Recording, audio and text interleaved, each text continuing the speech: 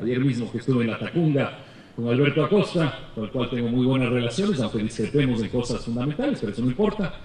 Yo le decía a Alberto que no se olvide de que tenemos este encuentro en los próximos 10 años, dentro de 10 años, para hacer una verdadera constitución del país, no de un grupo. Sí. Y claro, como Alberto me decía que en 10 años iba a estar un poco viejito, yo le decía, bueno, entonces no hagamos en 10 años, hagamos en 5, mientras todavía estés en buena forma para ir a la Asamblea. Entonces ese es un desafío importante. La segunda razón por la cual yo me opongo a la Constitución es lo siguiente. Para mí la Constitución es un contrato social. Lo es. Y cuando ustedes, cualquiera de nosotros, va a firmar un contrato de cualquier naturaleza, un contrato amoroso, un contrato de negocios, un contrato de cualquier cosa, no importa, uno piensa en dos cosas. Lo segundo es que uno lee el texto del contrato. Lo segundo. Pero antes de leer el texto del contrato, uno se hace otra pregunta fundamental. Es, ¿confío yo en quién me está proponiendo ese contrato? Hemos negociado durante un mes, 2 meses, 6 meses, y esos 6 meses yo he adquirido confianza o no en esa persona o ese grupo de personas como para querer firmar el contrato. Y yo les digo francamente, no como personas, no Alberto Acosta, no Norman Ray, no quien sea. No es un problema de personas, es un problema de movimiento político.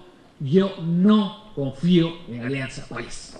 Y no quiero firmar un contrato con Alianza País, porque este contrato es hecho por Alianza País para que gobierne Alianza País. Yo no confío. ¿Y por qué no confío? Por muchas razones. Porque me han demostrado en estos 8 meses que abusan del poder de la misma manera que abusaron todos los políticos en el pasado en el Ecuador. Abusan exactamente de la misma manera. Y entonces, ¿cómo yo puedo firmar un contrato social con alguien que antes de tener la Constitución ya abusa de esa manera? Yo me hago la pregunta, ¿cómo será después si ahora ya abusan de esa manera? Ese tema para mí es fundamental. Y les doy 3 o 4 ejemplos sencillos antes de pasar al texto constitucional, pero como digo, este tema para mí es muy importante. Primer día de la Asamblea, 29 de noviembre del año 2007. Primer día.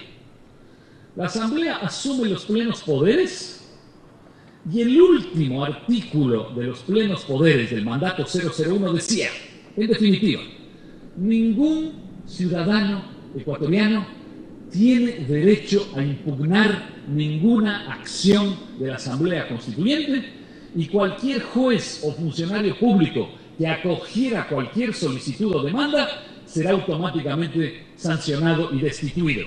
Es decir, el día 29 de noviembre los ciudadanos perdimos nuestros derechos básicos, que es de defendernos ante cualquier abuso del Estado, en este caso cualquier abuso de la Asamblea Constituyente. Discúlpeme. Eso ya era suficiente para descalificar el valor de Alianza País como un grupo que quiere hacer las cosas de manera diferente y que en consecuencia iba supuestamente a hacer una constitución diferente. Último día, la Asamblea decide que va a autoprorrogarse a partir del mes de octubre, lo que llaman el famoso régimen de transición, y decide ella sola, no solo de pasarse por encima de los 8 meses que les otorgamos los ecuatorianos, sino que decide autoprorrogarse por 8 meses más, hasta el mes de mayo, y durante todo ese tiempo hacer todas las leyes, los nombramientos de cortes, de tribunales, que a la Asamblea se le ocurre. ¿Cómo puedo yo confiar en alguien o un grupo que actúa de esa manera? Como digo, ¿cómo será después si eso es ahora? Y agrego 2 pequeños elementos adicionales, tengo 1000 más, pero no es la esencia sí es, pero no es la esencia de la conversación de hoy. La propia Constitución que estamos analizando dice, el gobierno no podrá hacer publicidad para la campaña electoral. Dice la Constitución que estamos por votar. Y el gobierno se dedica a hacer campaña por todos lados, es decir, que el gobierno ya está violando la Constitución antes siquiera de que haya sido aprobada. Claro que hay algunos colegas de Alianza País me dicen, Pablo, no seas así tan fregado. Todavía no se aprueba esa Constitución, entonces todavía no tenemos por qué aplicarla. Yo le digo, mira, esto es un asunto de principios. Si tú lo has puesto ahí es porque crees en eso. Ya deberías estarlo aplicando desde ahora. Bueno, están violando la ley, la Constitución, antes de haber sido aprobada. ¿Cómo será después? Y por último, una pregunta que para mí es muy importante. Si es que gana el sí, en el mes de enero o febrero hay una nueva elección presidencial y Rafael Correa se presenta a la nueva elección presidencial. ¿Quién le dio esa autorización? ¿En qué momento se decidió que puede hacerlo? Resulta que nosotros elegimos por 4 años. Su mandato se acaba en el año 2011. Él debería acabar el mandato 2011. Resulta que en medio camino la Asamblea dice, no importa, los ecuatorianos le mandaron por 4 meses. No, nosotros decidimos que son solo 4 años. Decidimos que son solo 2 años y a la mitad del periodo le permitimos presentarse otra vez a una nueva elección. Miren los abusos absolutos en cosas grandes y en cosas chicas. Por eso, para mí, yo no confío en Alianza País y no quiero firmar ese contrato social con Alianza País. Pero vayamos al texto constitucional y recordemos, eso es muy importante, que la Constitución no es un poema. Para poemas, leamos a Pablo Neruda, leamos a otros poetas bastante mejores que los asambleístas de Montecristi. No es un poema. Tampoco es un tratado de filosofía, porque para filosofía tenemos mejores filósofos que los asambleístas de Montecristi. No es ni poesía ni filosofía. La Constitución está hecha para dejar claramente establecidos los derechos, las instituciones y las relaciones de poder dentro de la sociedad. Es decir, ¿qué digo yo como ciudadano? Estoy dispuesto a ceder como poder al Estado y qué acepto yo que haga el Estado o no haga. Esas relaciones de poder son las que norma la Constitución. Es la esencia, no es un poema.